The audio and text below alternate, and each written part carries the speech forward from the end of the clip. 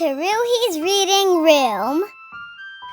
Today I'm going to be reading the book, Harold and the Purple Crayon by Crockett Johnson. One evening, after thinking it over for some time, Harold decided to go for a walk in the moonlight.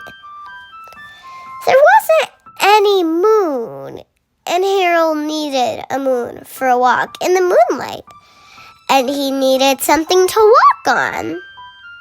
He made a long, straight path so he wouldn't get lost, and he set off on his walk, taking his big purple crayon with him. But he didn't seem to be getting anywhere on the long, straight path. So he left the path for a shortcut across a field, and the moon went with him. The shortcut led right to where Harold thought a forest ought to be. He didn't want to get lost in the woods, so he made a very small forest with just one tree in it. It turned out to be an apple tree. The apples would be very tasty, Harold thought, when they got red. So he put a frightening dragon under the tree to guard the apples. It was a terribly frightening dragon. It even frightened Harold. He backed away. His hand holding the purple crayon shook. Suddenly, he realized what was happening. But by then, Harold was over his head in an ocean. He came up thinking fast, and in no time, he was climbing aboard a trim little boat. He quickly set sail, and the moon sailed along with him. After he had sailed long enough, Harold made land without much trouble. He stepped ashore on the beach, wondering where he was. The sandy beach reminded Harold of picnics, and the thought of picnics made him hungry. So he laid out a nice, simple picnic lunch. There was nothing but pie, but there were all 9 kinds of pie that Harold liked best. When Harold finished his picnic, there was quite a lot left. He hated to see so much delicious pie go to waste.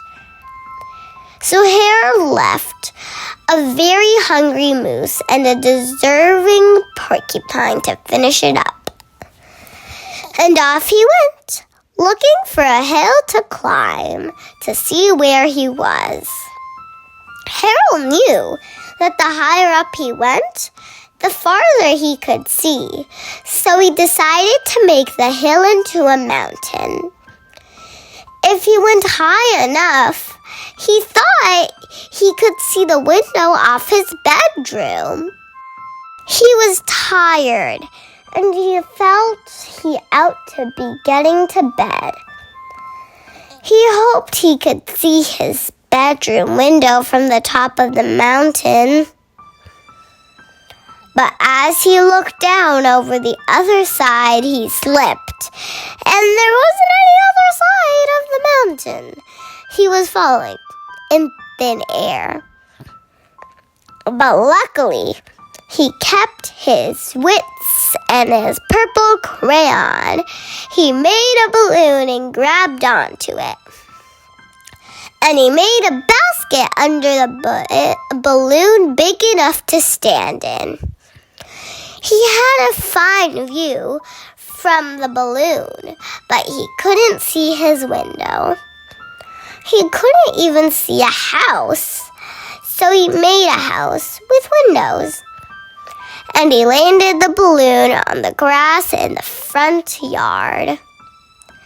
None of the windows was his window. He tried to think where his window ought to be. He made some more windows. He made a big building full of windows. He made lots of buildings full of windows. He made a whole city full of windows. But none of the windows was his window. He couldn't think where it might be. He decided to ask a policeman. The policeman pointed the way.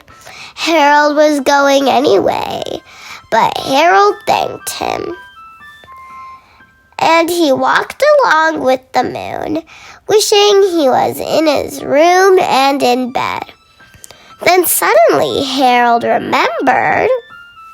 He remembered where his bedroom window was. Then there was a moon.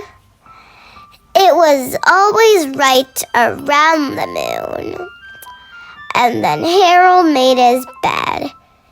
He got in it and he drew up the covers. The purple crayon dropped on the floor and Harold dropped off to sleep. The end. Bye, everyone. Don't forget to like, subscribe, and hit the notification bell below.